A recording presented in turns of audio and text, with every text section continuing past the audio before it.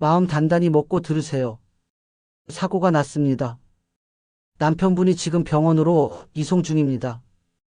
그 말을 들었을 때 소영은 아직도 설거지를 다 끝내지 못하고 있었습니다.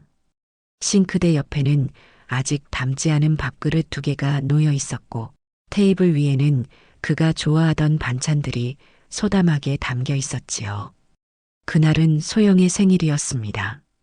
결혼한 지 반년 처음 맞이하는 생일이라서 오빠는 분명 어딘가에서 작은 선물을 준비하고 있을 거라 믿고 있었습니다. 그녀는 그 믿음 속에서 하루 종일 부엌을 정리하고 방을 치우고 새로 산 앞치마를 두르고 반찬 하나하나를 조심스레 만들었습니다. 오늘 하루만큼은 오빠가 늦지 않기를 바랐고 저녁 8시가 되면 익숙한 오토바이 소리가 들릴 것이라 믿었습니다. 그리고 오빠는 늘 그랬던 것처럼 문 앞에서 조심스럽게 미소를 지으며 손가락으로 사랑해요를 표현하며 들어올 것이라 생각했지요. 그런데 전화 한 통이 그 모든 준비를 무너뜨렸습니다. 소영은 수저를 놓던 손을 멈췄습니다. 국을 덜다 말고 쳐다본 시계는 8시 47분을 가리키고 있었습니다. 보통 같으면 이미 오토바이 소리가 들려야 할 시간이었습니다. 초인종이 울릴 시간이기도 했고요. 초조함과 불길함이 동시에 밀려왔습니다. 무슨 말씀이시죠? 오빠가 무슨 일이요? 수화기 속의 목소리는 차가웠고 반복되었습니다. 유진대학교 병원 응급실로 오셔야 합니다. 지금 바로 오셔야 합니다. 코트를 집어들며 주방을 나섰고 신발도 제대로 신지 못한 채 슬리퍼로 계단을 달려 내려갔습니다. 차가운 겨울 공기가 살을 베듯 들이쳤지만 그것보다 더 무서운 건 손에 쥐어진 휴대폰의 떨림이었습니다. 병원에 도착했을 때 응급실 앞은 고요했습니다. 간호사는 조심스러운 얼굴로 소영을 맞으며 말했습니다. 안으로 들어가셔도 됩니다. 지금은 소영은 깊은 숨을 들이마셨습니다. 그리고 문을 열었습니다. 희뿌연 형광등 불빛 아래 한 남자가 조용히 누워 있었습니다. 이름표 대신 손목에 둘러진 환자띠에는 조현우라는 이름이 적혀 있었고 그 손은 아직도 완전히 펴지지 않은 채 무언가를 움켜쥔 모습으로 얼어 있었습니다. 가까이 다가가니 손바닥 안에는 먹다 남은 주먹밥의 흰 밥풀이 손가락 사이사이에 끼어 있었고 입가에는 씹다 남긴 밥풀이 아직도 붙어 있었습니다. 그리고 그의 오른손은 굳은 채로 사랑해요를 의미하는 수화를 하고 있었습니다. 소영은 그 자리에 그대로 주저앉았습니다. 모든 소리가 끊어지는 듯한 순간이었습니다. 손끝으로 전해지는 그 차가운 온기에 이게 꿈일 수도 없다는 걸 알아차릴 수밖에 없었습니다. 현우 오빠, 왜 이렇게 늦게 와요? 오늘이 제 생일이잖아요. 목을 대에서 뱉은 그 말은 조용히 무너져 내린 그녀 자신의 위로와 같았습니다. 자신을 위해 살아온 이 남자, 조용하고 따뜻했던 그 사람이 마지막까지 주먹밥을 먹다 말고 쓰러졌다는 사실이 믿기지 않았습니다. 그날 저녁 그의 오토바이는 집 앞 사거리에서 트럭과 부딪혔다고 했습니다. 사고 당시 오토바이를 타고 달리던 그는 다른 손으로 무언가를 먹고 있었고 헬멧은 제대로 고정되지 않은 채 벗겨졌다고 했습니다. 바닥에는 생크림 케이크가 처참히 부서진 채 널려 있었다고 했습니다. 그의 바지 무릎 아래쪽에는 생크림이 여기저기 묻어 있었습니다. 종이봉투 속에서 함께 발견된 건 작은 머리핀 하나였습니다. 소영이 요 며칠 새 백화점 광고지를 보며 예쁘다며 웃던 그 핀. 그녀는 떨리는 손으로 그 머리핀 봉투를 만지작거렸습니다. 그리고 무너졌습니다. 눈물은 나지 않았습니다. 대신 무언가가 가슴 안쪽에서 고요히 터지는 것 같았습니다. 사랑한다는 말 한마디 없이 그저 손짓 하나로 전해졌던 남편의 마음. 그게 그렇게 마지막이 되리라곤 상상조차 하지 못했지요. 결혼하고 처음 맞는 생일이 그녀의 인생에서 가장 잔혹한 기억이 되어버린 날이었습니다. 병실복도 응급실 문 앞에서 소영은 더 이상 울 수 없었습니다. 이미 눈물이라는 감정은 안쪽에서 마른 듯했고 손끝으로 그 사람의 굳은 손을 쓰다듬는 일만이 그녀가 할 수 있는 전부였지요. 오빠, 일어나요. 내 생일 축하해 준다고 일찍 들어온다고 했잖아요. 작게 속삭이듯 말해보지만 차가운 그의 손은 아무런 반응도 주지 않았습니다. 그때였습니다. 모든 것이 흘러내리는 듯한 무너짐 속에서 그와의 처음을, 아주 오래전 그 기억을 조용히 떠올리기 시작한 것은요. 두 사람은 같은 보육원에서 자랐습니다. 소영은 9살 교통사고로 부모를 잃고 시설로 보내졌고 현우 오빠는 그보다 먼저 그곳에 머물던 아이였습니다. 다른 아이들과 어울리지 못했고 가끔 혼자 책장을 넘기거나 운동장 한쪽에 앉아 멍하니 하늘을 바라보던 조용한 소년이었지요. 소영보다 3살 많은 현우 오빠는 말을 하지 못했지만 귀는 들렸습니다. 그래서 다른 아이들이 벙어리라 부르며 조롱할 때마다 그 모욕의 소리 하나하나가 그대로 들렸을 테지요. 하지만 그는 소리내 울지도 화도 내지 않았습니다. 늘 머쓱한 웃음만 지은 채 그 자리에 가만히 서 있었고 누군가를 향해 먼저 다가가는 일은 결코 없었습니다. 어느 날이었습니다. 점심시간 혼자 구석에서 식판을 들고 있는 오빠를 보던 소영은 갑자기 마음 한쪽이 아릿하게 아파왔습니다.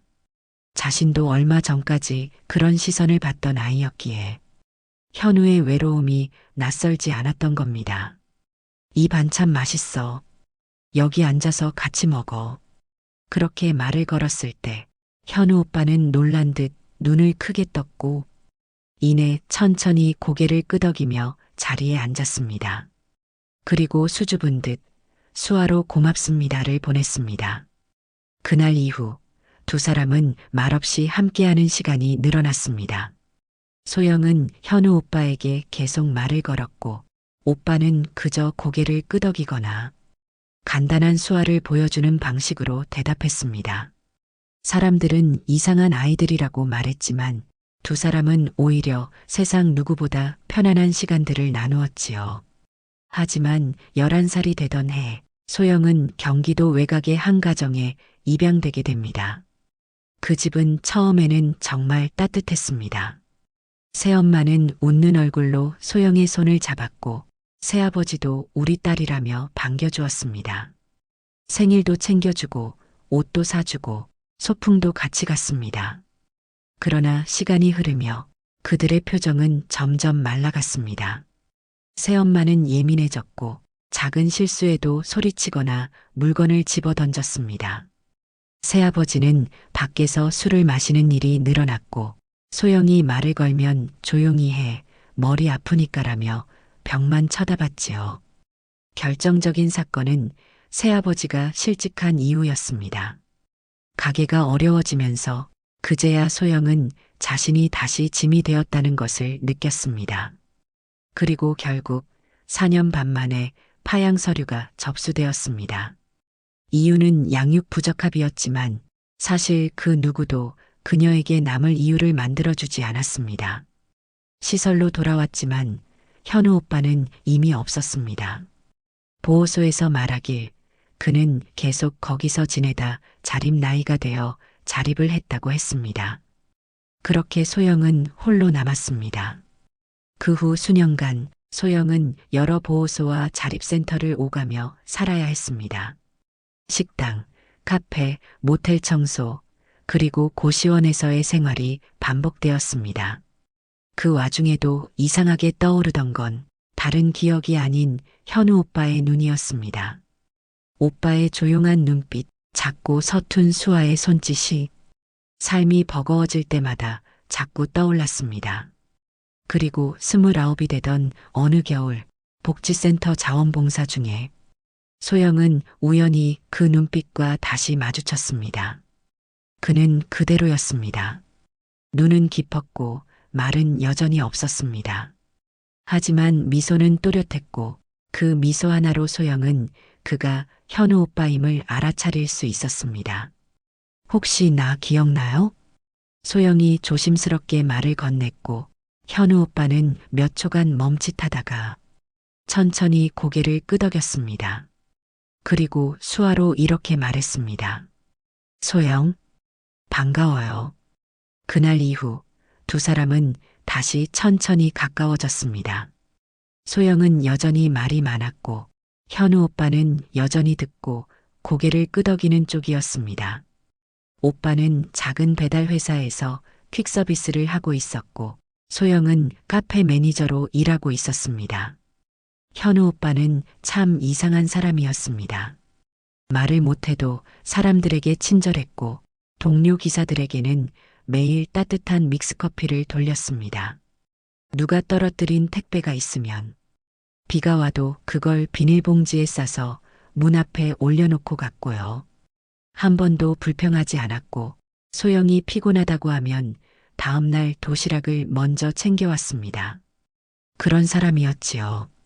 하지만 그는 쉽게 결혼하자는 말을 하지 않았습니다. 소영이 30을 넘기고 시간이 흐르면서도 그는 늘 조심스러웠습니다. 그 이유를 묻자 오빠는 수첩에 이렇게 적었습니다. 나는 말도 못하고 돈도 없고 가족도 없어요. 소영은 더 좋은 사람 만날 수 있어요. 소영은 아무 말도 하지 않았습니다. 대신 그의 손을 붙잡고 작은 수화로 이렇게 전했습니다. 현우 오빠, 같이 살고 싶어요. 나는 오빠면 돼요. 그제야 그는 울었습니다. 소리 없는 울음이었지만 소영은 그 눈물의 의미를 누구보다 정확히 알고 있었습니다. 그렇게 그들은 마흔을 코앞에 두고 결혼했습니다. 축의금 봉투 몇 개와 단출한 웨딩 사진, 그리고 매일 손에 쥐어주는 주먹밥이 그들의 신혼 살림이었지요.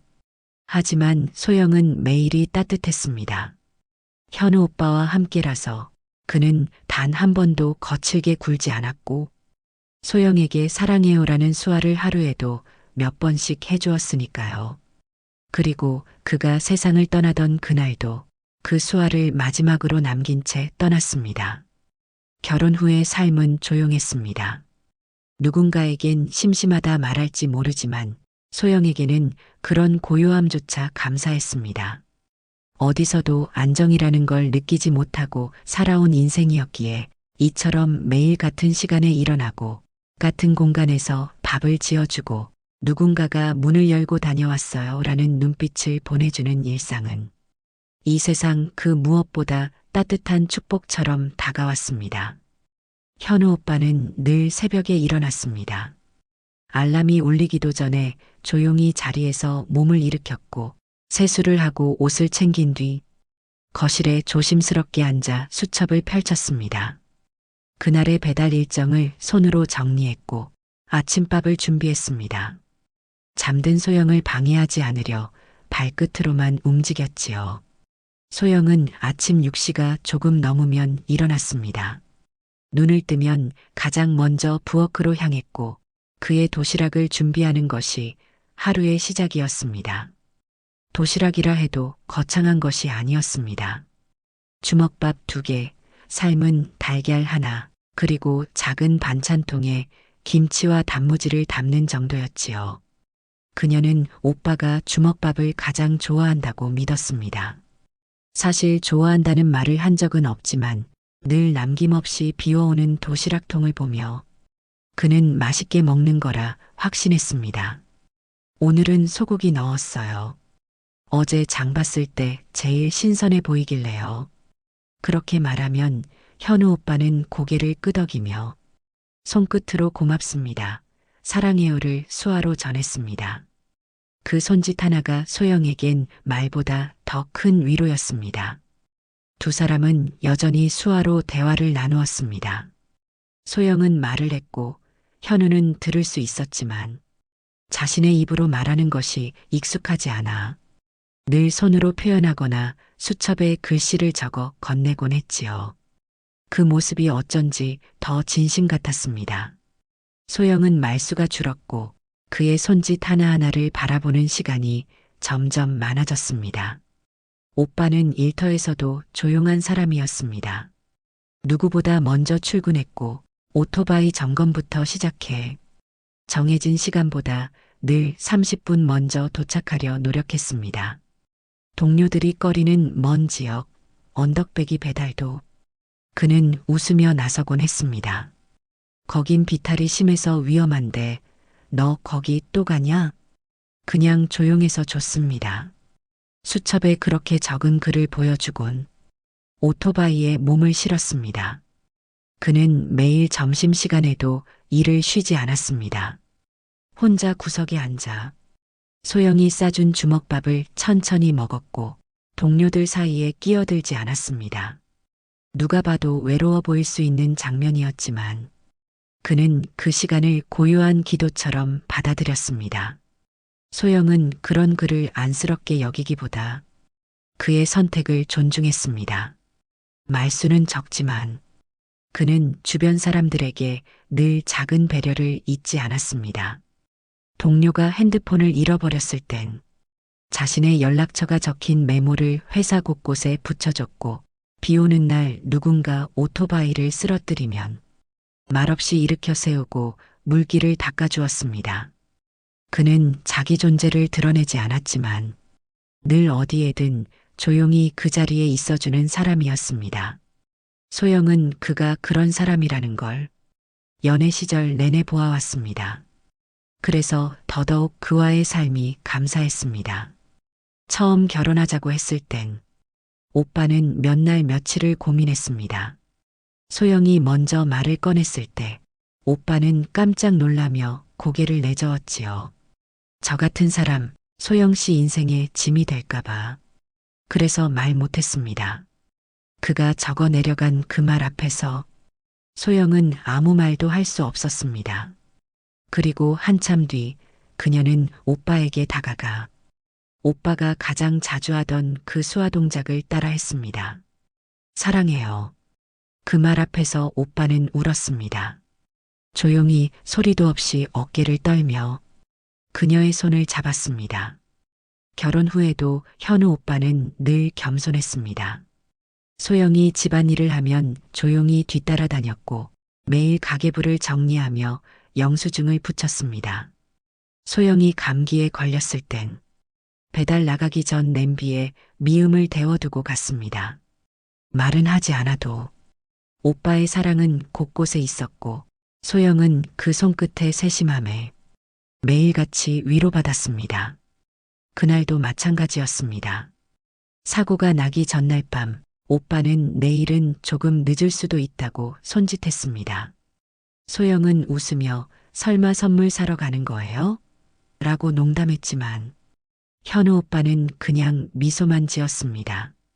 그리고 다음 날 아침 오빠는 유난히 오래 소영을 바라봤습니다. 이마에 입을 맞추고 두 손을 꼭 잡은 채 조용히 나섰습니다.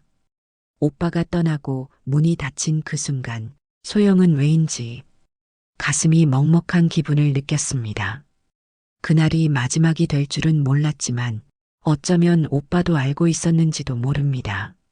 말하지 않고 단지 손끝으로 전하는 사랑만으로 오빠는 모든 것을 준비하고 있었던 것 같습니다.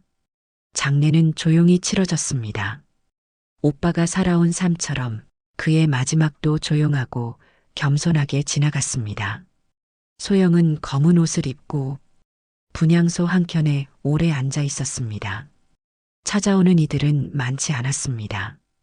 배달업체의 몇몇 동료들, 복지관에서 마주친 몇몇 얼굴, 그리고 말없이 와서 절 한번 하고 가는 사람들이 전부였습니다. 슬프다는 감정보다 비어있다는 느낌이 더 컸습니다. 오빠가 걸터앉던 의자, 오빠가 아침마다 고쳐 앉히던 이불, 그리고 작은 부엌 한쪽에 놓인 물컵 하나조차 그의 손길이 사라졌다는 사실을 실감케 했습니다. 그때였습니다. 어깨를 잔뜩 움츠린 중년 남자가 조심스럽게 들어섰습니다. 소영은 낯선 얼굴에 잠시 멈칫했지만 그는 조심스레 국화 한 송이를 올려두곤 소영에게 다가와 말했습니다. 저는 같이 일하던 사람입니다. 그 말끝은 왠지 모르게 흐려졌고 그는 조용히 고개를 떨궜습니다. 소영이 말없이 고개를 끄덕이자 그는 한숨처럼 말을 이어갔습니다. 말을 못하니까 편하다는 이유로 그에게 어려운 건 미루고 비 오는 날 힘든 퀵도 시키고 심지어 야간 콜도 혼자서 도맡게 만들고요. 위험하거나 애매한 일은 늘 현우 씨 차지였어요. 그런 거 잘 말 못하니까 항의도 못하고 그냥 조용히 다 했죠. 그는 손에 든 모자를 조물거리며 입술을 깨물었습니다. 한 번은 퀵 배달 갔다가 발목을 다쳤는데도 아무 말도 안 하고 퇴근했어요. 그냥 다음 날 또 아무 일 없다는 듯이 출근하더라고요. 그때 깨달았어요. 우리는 이 사람한테 너무했구나. 소영은 말없이 그의 말을 들었습니다. 눈이 시큰해졌습니다. 말을 못한다는 이유 하나로 불편해하고 귀찮아하고 조금씩 그러나 끝끝내 그를 세상 가장 외진 곳으로 밀어낸 사람들. 그래도 단 한 번도 짜증내는 걸 본 적이 없어요. 일찍 출근하고 누구보다 꼼꼼하게 일하고 웃는 얼굴로 메모장 꺼내 들고 다니고 그냥 묵묵히 버텼죠. 남자는 마지막 말을 삼킨 듯 입술을 꾹 다문 채 뒤돌아섰습니다. 소영은 자리에 앉아 현우가 늘 들고 다니던 작은 메모장을 떠올렸습니다. 말 한마디 없이도 그는 세상 누구보다 소통하고 싶었던 사람이었습니다. 장례 마지막 날 소영은 마지막으로 그를 보내기 전 현우의 손을 잡았습니다.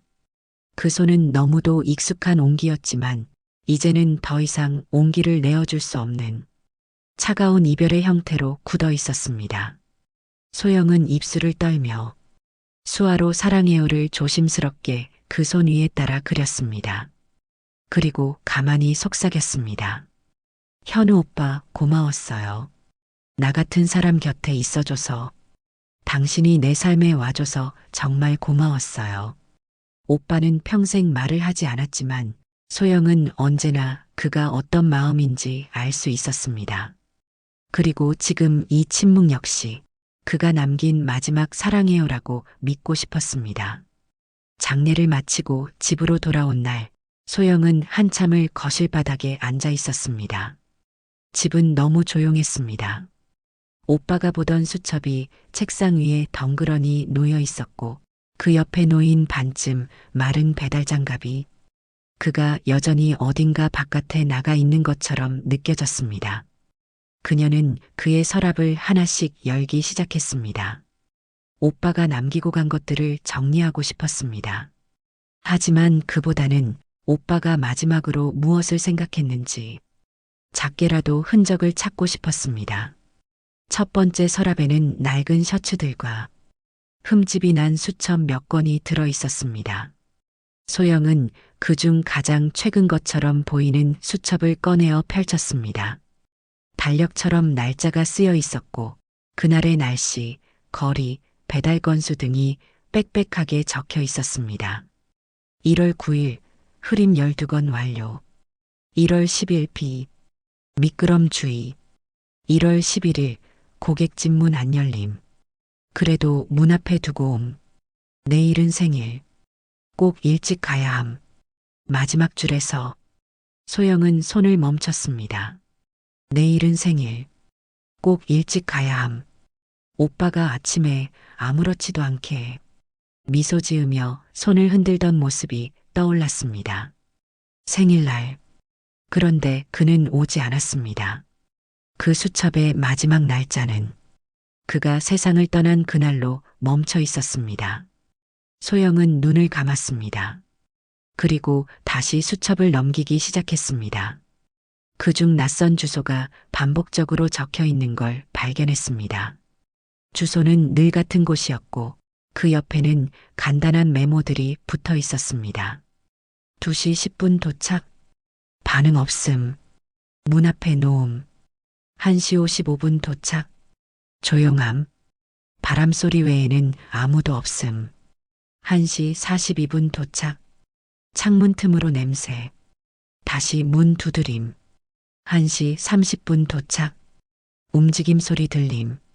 두유와 도시락 내려둠. 소영은 그 주소가 낯설었습니다. 오빠가 늘 앱으로 움직이는 배달 경로 외에 따로 기록해둔 장소는 거의 없었기 때문입니다. 이건 뭐지? 소영은 중얼이며 노트를 덮었습니다. 아직은 알 수 없었지만 그가 마지막까지 놓지 않았던 무엇이 이 주소 어딘가에 있다는 느낌이 들었습니다. 그날 이후 소영은 하루에 한두 번씩 오빠의 유품을 정리하며 조용히 그 사람의 일상 속 흔적들을 따라갔습니다. 주머니 속에 구겨져 있던 영수증들, 소형마트에서 구입한 두유, 죽, 식재료 같은 물건들의 내역서. 그 물건들 중 일부는 소영이 직접 산 적이 없는 것들이었습니다. 오빠가 말없이 누군가를 위해 무언가를 챙겨오고 있었다는 것, 그것이 분명했습니다. 아침에 일어나서 아침밥을 하며 도시락을 싸는 건 알고 있었습니다. 소영이 싸주는 도시락 말고 또 하나의 도시락을 싸는 건 언제가 무언지 얘기해 주겠지 하고 묻지 않았습니다. 누구를 위한, 어떤 이유인지, 소영은 그게 누구인지를 알 수 없었습니다. 오빠는 단 한 번도 그 사람에 대한 말을 꺼낸 적이 없었기 때문입니다.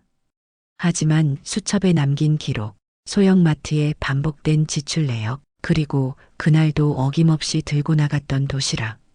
그의 마지막 하루를 뒷받침해주고 있었습니다. 내가 모르고 있었던 현우 오빠의 시간, 그 시간마저 허투루 지나치고 싶지 않아. 그 시간을 알기를 원했고, 그래서 찾아가 보기로 했습니다. 주소는 마포구의 오래된 주택가였습니다. 산비탈 아래쪽으로 구불구불 이어진 골목길, 가끔 오토바이 한 대가 빠르게 내려가는 것을 제외하면 바람과 나뭇잎 부딪는 소리만이 유일한 소리였습니다. 소영은 그곳을 찾기 전까지 수십 번을 망설였습니다.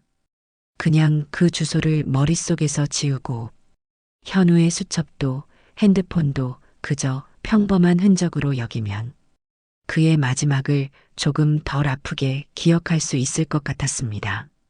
하지만 그렇지 않았습니다. 그녀는 알 수 있었습니다. 그 주소는 단순한 배달지가 아니었습니다. 현우 오빠가 마지막까지 반복적으로 찾았고 기록했고 조용히 무언가를 놓고 온 그런 장소였습니다. 도대체 오빠 누구를 그렇게 해? 소영은 중얼이며 그 주소를 다시 검색했습니다. 그리고 주말이 되던 아침, 그녀는 천천히 그곳을 향해 발걸음을 옮겼습니다. 낡은 철문 앞에 섰을 때 소영은 순간 걸음을 멈췄습니다. 문은 잠겨 있었고 마당 한가운데로는 잡초가 무성하게 자라 있었습니다. 누가 거주하고 있다는 느낌은 들지 않았습니다. 하지만 창문 한쪽에는 누군가 조심스레 걷어올린 듯한 커튼 자락이 조금 열려 있었습니다. 누가 있긴 있구나. 소영은 주위를 둘러보고 주머니에서 조심스럽게 핸드폰 번호가 적힌 쪽지 하나를 꺼내 현관 틈에 끼웠습니다.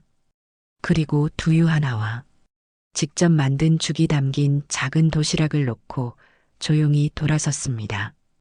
당신이 그렇게 하던 걸 나도 오늘 한번 해보는 거예요. 그날 저녁 소영의 휴대폰으로 전화 한 통이 걸려왔습니다. 수신자는 비공개 번호였습니다. 여보세요?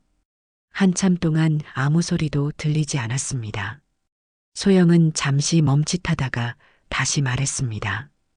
혹시 오늘 제가 죽이랑 두유 놓고 간 집에 계신가요? 그제야 수화기 너머로 거친 숨소리가 들렸습니다. 그리고 낮게 가라앉은 노인의 목소리가 이어졌습니다. 그 사람, 이제 안 오는 건가? 소영은 잠시 침묵했습니다. 그 말 한마디에 그 노인이 누구를 기다렸는지, 그리고 그 기다림이 오늘로 끝났다는 사실을 이미 알고 있었기 때문입니다. 그분은 이제 다시는 오지 않으실 거예요. 전화를 받은 노인은 한참을 말이 없었습니다. 그 정적 속에서 소영은 자신도 모르게 눈물을 삼켰습니다. 현우 오빠는 말없이 누군가의 하루를 책임지고 있었고, 누군가는 말없이 그를 기다리고 있었던 것입니다. 그 사람 많이 아팠나요? 아니요. 마지막까지 일하고 있었어요. 늘 하던 것처럼 조용히. 그래요, 그 사람답군요. 노인은 그렇게 말하고는 전화를 끊었습니다. 그 말투는 낯설었지만 어딘가 모르게 정중하고 단정한 어조였습니다. 소영은 그날 밤 잠을 이루지 못했습니다. 할아버지와의 짧은 통화 한 줄이 머릿속을 떠나지 않았습니다. 현우 씨 참 고운 사람이었어요. 그 한마디가 왜 이토록 오래 마음에 남는지 소영은 설명할 수 없었습니다. 오히려 말없이 더 많은 것을 전해주는 목소리였습니다. 담백하고 느리지만 뿌리 깊은 무언가가 느껴졌습니다. 소영은 결국 그 다음 날 아침 조용히 도시락을 쌌습니다. 현우가 자신 몰래 준비했을 아침 식사들을 떠올리며 그 마음을 따라가고 싶었습니다. 냉장고에 반찬들을 꺼내 정갈하게 담고 조심스럽게 손편지를 써넣었습니다. 현우의 아내입니다. 거르지 마시고 맛있게 드셨으면 합니다. 아무런 답이 없어도 좋다 생각하며 그가 매일 지나쳤을 길을 따라 그녀도 묵묵히 걸었습니다. 그 집 앞에 조심스럽게 도시락을 내려두고 소영은 잠시 서 있다 조용히 돌아섰습니다. 현우의 발걸음을 따라 걷는 듯한 기분이었습니다. 그렇게 며칠을 반복했습니다. 비가 와도 바람이 불어도 소영은 아침마다 도시락을 만들고 현우 오빠가 남몰래 걸었던 그 시간을 따라갔습니다. 그러면서 마음 한켠이 조금씩 정돈되어 갔습니다. 말없이 흘러간 그가 남긴 것들이 이 작은 행동 하나하나에 묻어 있다는 것을 느꼈기 때문입니다. 어느 날은 도시락을 내려놓고 막 골목을 돌아 나올 때였습니다. 마침 맞은편에서 누군가가 종이봉투를 들고 걸어오고 있었습니다. 중년의 여성이었고 익숙한 듯 노인의 집으로 향하던 길목이었습니다. 그녀는 소영을 보며 고개를 갸웃하더니 조심스레 말을 걸었습니다. 저 혹시 보호자분이세요? 소영은 순간 당황해하며 고개를 저었습니다. 아니요, 아니에요. 제 남편이 이분을 도왔었거든요. 지금은 하늘에 있어요.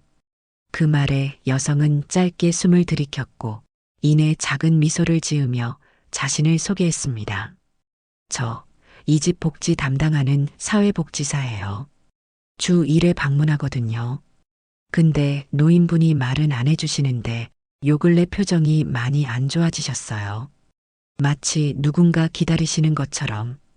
그녀의 말에 소영은 눈물이 차오르는 걸 느꼈습니다.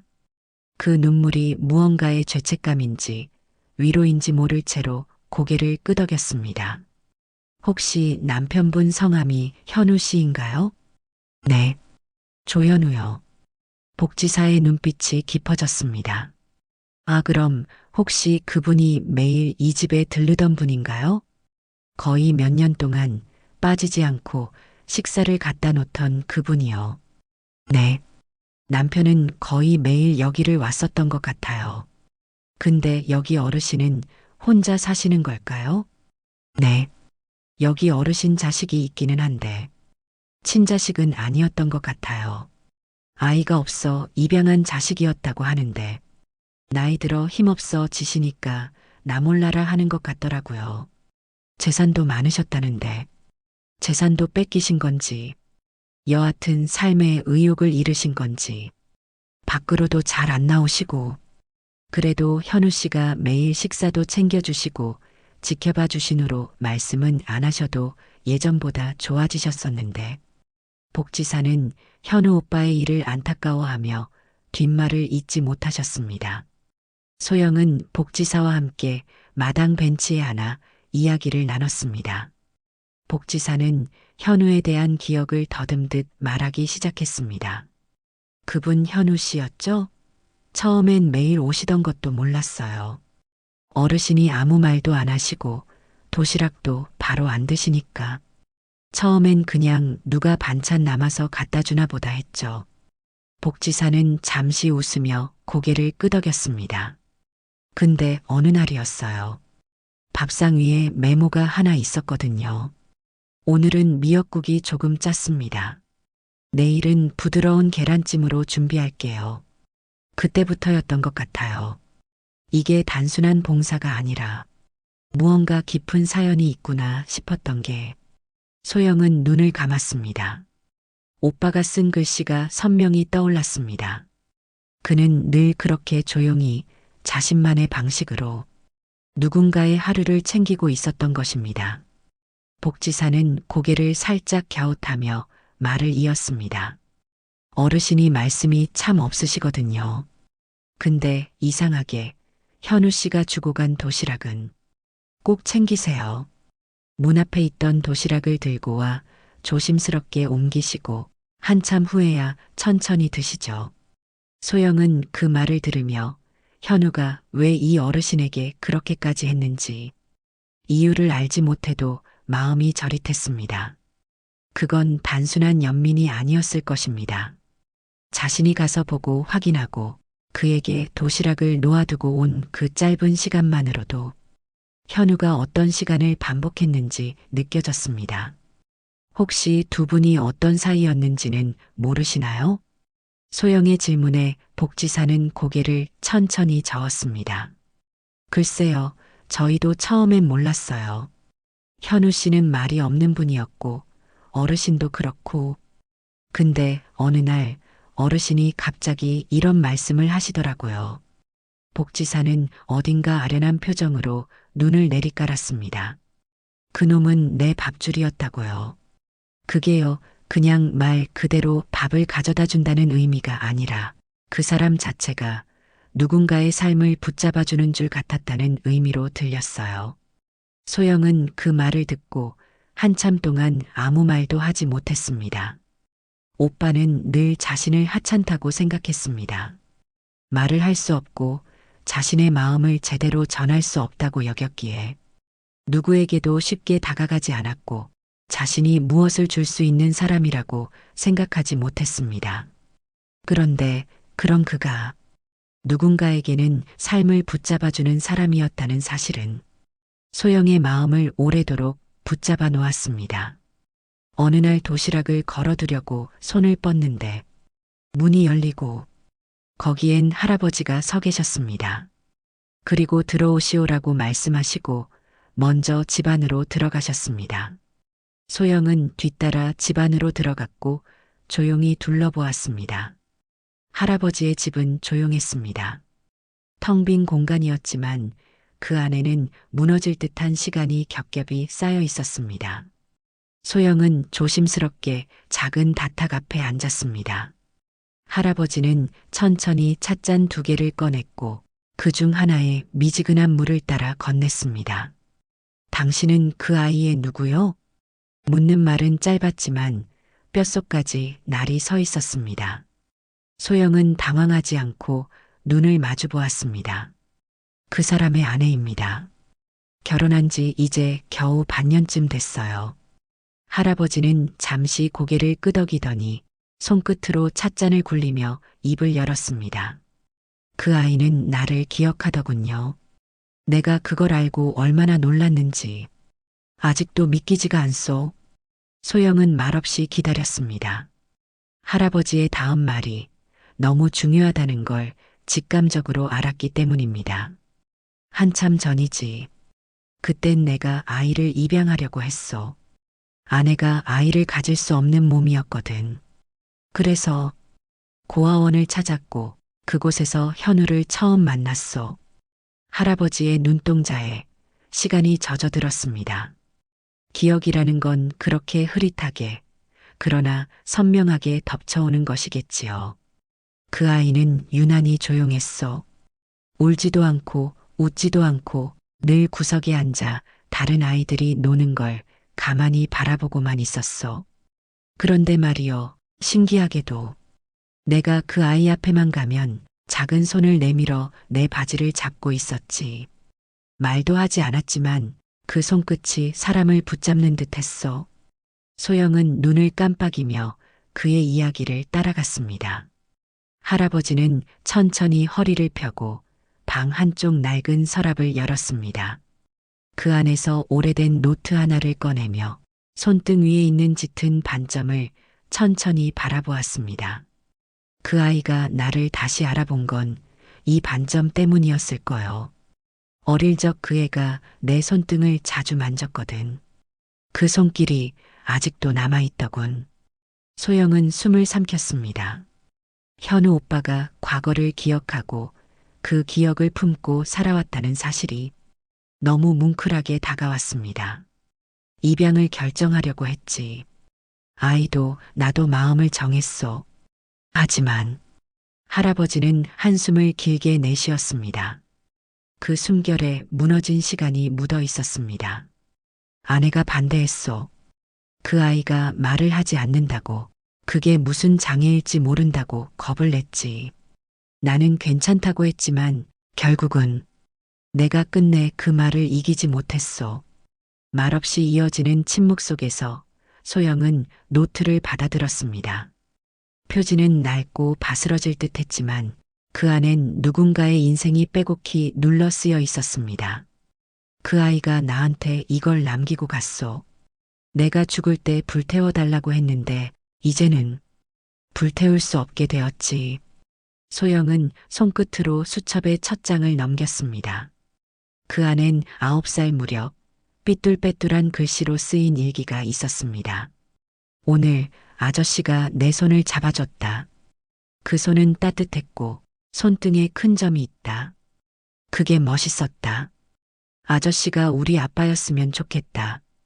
페이지를 넘길수록 글씨는 조금씩 자랐고 현우는 자신이 다시는 입양을 원하지 않겠다고, 그런 기대는 더 이상 품지 않겠다고 적어놓고 있었습니다. 하지만 몇 년이 지나 어른이 된 그가 다시 쓴 페이지에선 이렇게 말하고 있었습니다. 그때 그 손등의 반점을 다시 보았다. 그분은 여전히 혼자였고 나에겐 여전히 아버지가 없었다. 이제는, 아니, 이번엔 내가 그분의 아들이고 싶다. 소영은 노트를 꼭 안았습니다. 그 무게는 단순한 종이의 것이 아니었습니다. 이건 한 사람의 사랑과 기다림, 그리고 세월을 넘어 다시 닿은 손의 이야기였습니다. 그 아이는 자기 말이 없다는 이유로 세상에서 많은 걸 포기했지. 하지만 나한텐 그 말 없는 사랑이 어떤 말보다 컸소. 할아버지의 목소리는 떨렸습니다. 소영은 고개를 숙인 채 조용히 응조렸습니다. 현우 오빠는 당신을 정말 오래도록 기억하고 있었군요. 문득 창밖으로 바람이 스쳤습니다. 그 바람은 마치 오래도록 닫혀있던 방 안의 무언가를 천천히 열어젖히는 듯 했습니다. 사람들은 가끔 물었습니다. 왜 아직도 매일 같은 도시락을 준비하느냐고요. 그 사람이 세상을 떠난 지 꽤 되었는데 굳이 그렇게까지 할 필요가 있느냐고. 소영은 웃으며 대답했습니다. 그냥 해야 할 일 같아서요. 하지만 그것은 그냥이 아니었습니다. 오빠가 세상을 떠난 지 벌써 1년이 넘었습니다. 아직도 실감이 나지 않을 때가 많았습니다. 밤마다 머리맡에서 오빠가 건네는 손짓을 보곤 했고 부엌에서 수첩을 펼쳐 반찬 순서를 정리하던 오빠의 모습을 불현듯 떠올리는 날도 많았습니다. 그 모든 장면 속에 늘 그 집이 있었습니다. 작고 오래된 양옥집, 현우 오빠가 마지막까지 마음을 두고 다녔던 그곳, 소영이 도시락을 들고 그 문 앞에 섰던 첫날, 겨울이 막 지나고 있었습니다. 그때는 바람이 싸늘했고 현관문 손잡이에 도시락을 걸면서도 손끝이 얼얼하게 저려왔습니다. 하지만 이상하게도 그것이 마음을 따뜻하게 해주었습니다. 현우가 남긴 수첩 속 거기엔 어린 날의 기억이 또렷이 적혀 있었습니다. 처음으로 손을 잡아준 어른이었다. 그 손은 따뜻했고 손등에 동그란 반점이 있었다. 그 문장을 본 순간 소영은 바로 이해했습니다. 그가 지키고 싶었던 사람이 누구인지. 그 할아버지는 오빠가 아주 어렸을 적 처음으로 가족이 될 수 있을지도 모른다는 기대를 품게 한 사람이었습니다. 아이를 갖지 못하던 부부가 고아원을 찾았고 그날 오빠는 낯선 부부 앞에서 작은 인형처럼 조심스럽게 웃었습니다. 그중 특히 그 남자의 손길은 유난히 따뜻했습니다.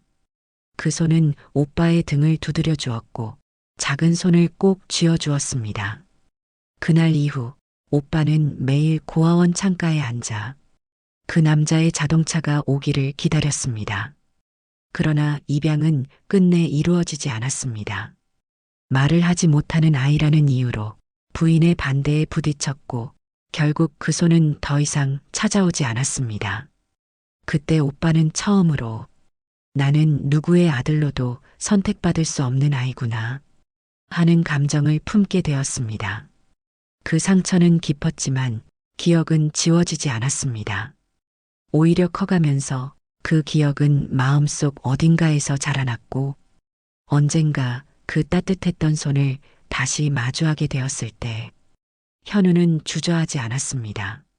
노인이 된 그 손은 과거보다 조금 떨리고 약해졌지만 그 따뜻함은 여전했습니다. 오빠는 말없이 노인을 찾아갔고 노인 또한 조용히 그를 맞이했습니다. 서로의 이름을 묻지 않아도 그들은 이미 알고 있었습니다. 그날의 기억이 서로를 여전히 붙들고 있었다는 걸요. 소영은 그 이야기를 수첩에서 처음 접했을 때 몸이 순간 얼어붙는 느낌을 받았습니다. 그는 그토록 아프게 살아오면서도 누군가를 이해하고 품을 줄 아는 사람이었습니다. 그리고 지금 그의 사랑은 끝나지 않았습니다. 소영은 결심했습니다. 자신이 현우 대신 그 사랑을 이어가기로.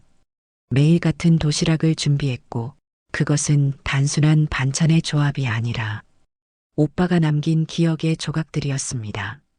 소영은 매번 도시락을 문고리에 걸고 가만히 두 손을 모았습니다. 짧게 눈을 감으며 오늘도 잘 드셨으면 좋겠다. 말없이 그렇게 기도하듯 중얼이고는 조용히 발길을 돌렸습니다. 그 집의 노인은 어느 날부터인가 도시락을 다 먹고 작은 메모를 남기기 시작했습니다. 된장이 참 고소하네요. 깻잎 그리웠습니다. 잘 지내고 있겠죠, 현우는.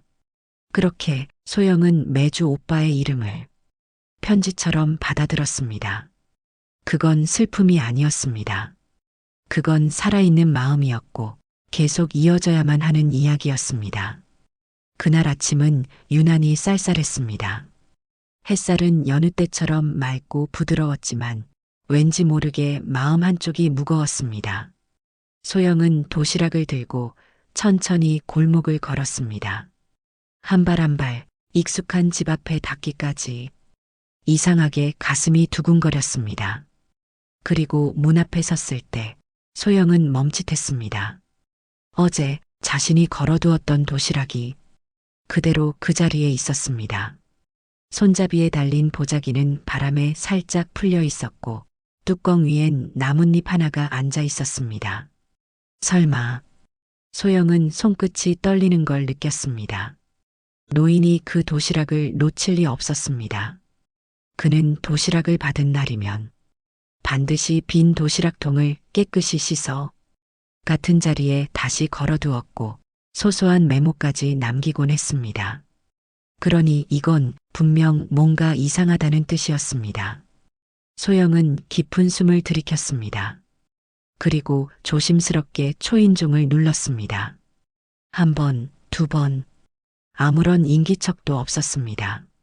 문을 두드렸지만 여전히 대답은 없었고 초조해진 소영은 담벼락을 따라 돌아가는 작은 창문을 향해 발걸음을 옮겼습니다. 다행히 뒷문이 잠기지 않았습니다. 소영은 조심스럽게 안으로 들어갔습니다.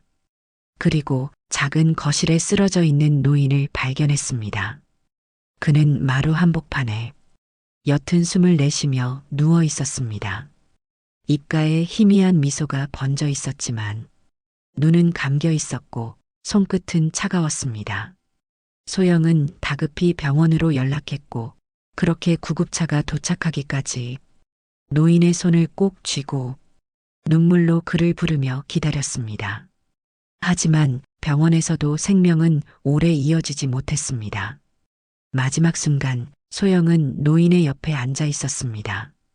노인은 힘겹게 눈을 떴고 소영의 얼굴을 보자 아주 미소를 지었습니다. 현우는 항상 따뜻한 아이였지요. 당신은 정말 많이 닮았군요. 그는 떨리는 손으로 소영의 손을 잡았습니다. 그리고 마지막으로 이렇게 말했습니다. 곧 그 아이를 만나게 되겠지. 내 아이. 그 말과 함께 노인은 조용히 눈을 감았습니다. 하루하루 희미해지는 기억 속에서 마지막까지 손에 남은 따뜻함만은 소영에게 깊이 남았습니다. 며칠 뒤 노인의 장례가 조촐하게 치러졌고 그 집엔 다시 정막이 내려앉았습니다. 할아버지가 돌아가신 뒤 생각지도 못했던 편지가 도착했습니다. 짧은 손편지와 함께 적지 않은 액수의 유산이 소영 앞으로 남겨져 있었습니다. 법적인 절차는 이미 모두 끝난 상태였고 편지에는 딱 한 줄이 쓰여 있었습니다. 현우가 당신을 믿었기 때문에 나도 믿습니다. 그때서야 소영은 그 모든 일이 오빠의 뜻이었을지도 모른다는 생각이 들었습니다. 할아버지가 마지막까지 외롭지 않게 지내시고 이제 홀로 남겨진 자신도 이제는 어떻게든 살아갈 수 있도록 오빠가 멀리서 마지막까지 자신이 사랑했던 사람들을 지켜보고 있었던 건 아닐까? 끝내 사랑한다는 말 한마디도 들은 적 없었는데 이제 와서야 알 것 같았습니다. 오빠는 그렇게 살아온 사람이었고 죽어서도 그렇게 남은 사람이었습니다. 손에 쥔 반지를 바라보다 괜히 또 눈물이 흘렀습니다. 그 사람을 생각하면 자꾸 울게 돼요. 그 어떤 이유 때문도 아니고 그저 그 사람이 너무 착해서 죽어서도 여전히 남겨진 사람을 먼저 걱정하는 사람이어서 세상에 그렇게 다정한 사람은 단 한 명이었고 그 사람을 자신은 사랑했었습니다. 정말 오래오래 지금도 여전히 그의 사랑으로 그가 남긴 추억으로 소영은 살아가려 합니다.